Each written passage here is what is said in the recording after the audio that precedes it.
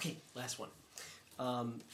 You've gotten a little taste of the Gospel of Thomas. I'm sure you're going to want more, so I'd recommend that you skip buying Ehrman's book and just go onto the internet to sacred-texts.com, and they have everything on there, including the Gospel of Thomas, for absolutely nothing. So let's look at the Gospel of Thomas. Contents: a prologue, which I read to you, and 114 logia, L-O-G-I-A, or sayings of Jesus, which I read a couple to you of. It's secret esoteric knowledge for a spiritual elite, and it reflects particularly Gnostic concerns, including escape from the material world, as I mentioned before. It has a number of connections with the canonical books. It contains, this is super important, okay? Important alert. It contains allusions to or quotations from half of the New Testament books. This is really, really significant. Where does it get that information? Are we gonna believe for a second that half of the New Testament books sort of depend on the Gospel of Thomas? Not even the most wishful scholar of the Gospel of Thomas would say something like that, but it contains smidgens of, or allusions to, or quotations from half of the New Testament books. It contains quotations from all four Gospels. This is big. Okay, quotations from all four Gospels. It reflects specific editing of Mark's material by both Matthew and Luke. Remember before we said that Matthew and Luke took Mark and changed it up a little bit, as well as adding a whole bunch of other stuff in order to write their gospel. So there, some of the same events will have somewhat different wording and some more comments either by the author of the book or by Jesus in order to explain what's going on. And you can compare almost any miracle story, like the feeding of the 5,000, and you'll see the differences between the different authors. By the way, well, I'll get to it in a minute. We're going to talk about harmonies of the four Gospels. And it also, so it reflects specific editing of Mark's material by Matthew and Luke, as well as some of Mark's versions. So it actually has material from all three of the synoptic Gospels. Sometimes a given thing will be written the way Mark writes it, sometimes it'll be written the way Luke writes it, and sometimes it'll be written the way Matthew writes it, okay? So rather than reflecting an early independent tradition, Thomas actually makes use of all four of the canonical Gospels as well as other New Testament books. This is a big deal. This is a big clue as to what we're supposed to think about the Gospel of Thomas. It shows strong familiarity with later Syriac-speaking Christianity. Now, last week we talked about how one of the first languages that the Bible, Old Testament or New Testament, was translated into after Hebrew and Greek was Syriac, which is the language of Syria, and it's akin to Hebrew, but it's pretty distinct from it as well. This gives us an example of how this is similar to Syriac-speaking Christianity, the use of the name Judas Thomas. Now, the Gospels almost never, or maybe never, I can't remember offhand, refer to Thomas as Judas Thomas, okay? But Syriac translations of the Gospels consistently refer to Thomas as Judas Thomas. And if you remember, when we read from the Gospel of Thomas, it called him Didymus, which is twin, Didymus Judas Thomas. This is a mark of Syrian Christianity, or Syriac-speaking Christianity. But of course, the copies that we have are not in Syriac, are they? There's a Coptic copy, and then there are a number of fragments in Greek. But this becomes a key question. What was the original language it was written in? Well, copies exist in Coptic and Greek, but the language and the style of the book seem to reflect a Syriac original. Here's some information you need, okay?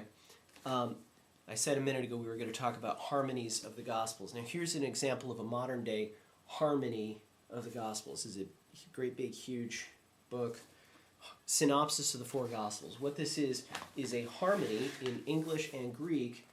You're not going to be able to see this very well. Okay, you can see it a little bit. Where we have the same story put in parallel and arranged carefully in order to show the differences. Well, ancient Christians were interested in harmonies of the Gospels as well as along with modern Christians. They recognized that Matthew, Mark, and Luke especially were very, very similar, and that they also share a lot of important information with the Gospel of John, even though John is written very differently. And so what they would do, and this started at least with Justin Martyr, who's one of the most important church fathers, around 150 AD, is they would take all four of the Gospels and they would arrange them so that they were, so that all of, for instance, the stories about the feeding of the 5,000 were all stuck together.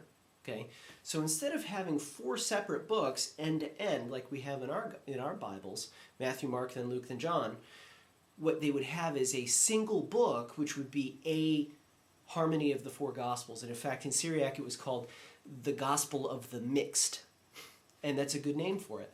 Well, Justin Martyr wrote one. He kind of wrote it down almost from memory because it's kind of a hodgepodge, but it includes all the material from all four Gospels.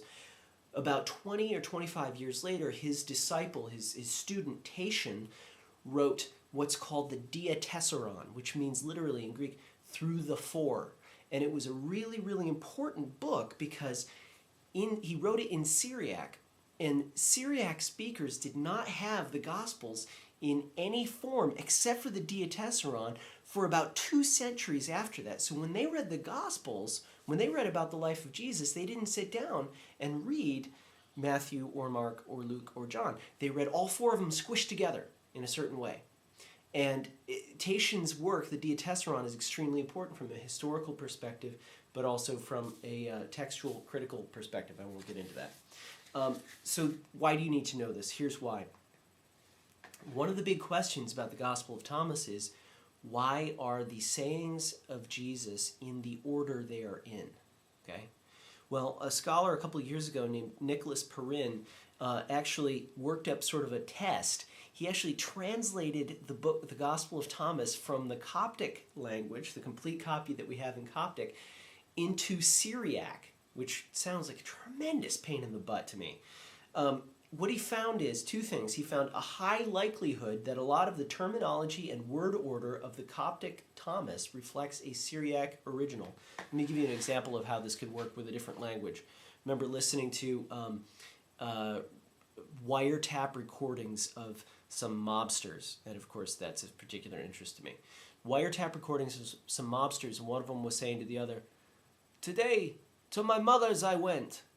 Okay, well that's sort of goofy English grammar, but the guy had probably grown up speaking Sicilian dialect of Italian, and he probably put the verb at the end of the sentence instead of, earlier on in the sentence. I would say, "I went to my mother's." He said, "To my mother's I went."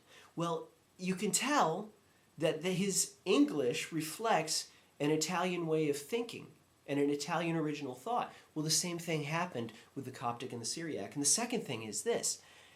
Perrin's work showed that the Gospel of Thomas actually followed roughly the same order for the arrangement of Jesus' sayings as Tatian's Harmony of the Gospels, the Diatessaron. Okay, catch that? The Diatessaron could not have been written earlier than 170. So, Gospel of Thomas appropriates what's in a Harmony of the Gospels written in 170. There's no way it's coming from the 1st century. Not even close. This just slaps it down, smacks it around, nails the lid on the coffin, and every other metaphor of triumph you could come up with. If Perrin and Evans, and by the way, I need to give big props. I'm getting a lot of my information from this book, Fabricating Jesus by Craig Evans. Fantastic. Really, really good approach. I like him for a number of reasons, and I have to hurry up here because we're going to run out of time. If Perrin and Evans are right, Thomas is a Syriac Gnostic work dating not earlier than 180, riffing on the Diatessaron, the only copy of the canonical Gospels available in the Syriac language. It was translated later into Greek and Coptic. Summary. If Crossan is right and Thomas predates all the canonical Gospels, then Thomas is the source for all material common to it in the canonical Gospels. The canonical Gospels must have each independently made use of Thomas, since it contains material that is distinctive to each. And each of the canonical Gospels must have carefully excised, cut out the Gnostic bits that characterize Thomas. These hypotheses together cross over from the realm of the unlikely into the realm of the impossible. Have a great night.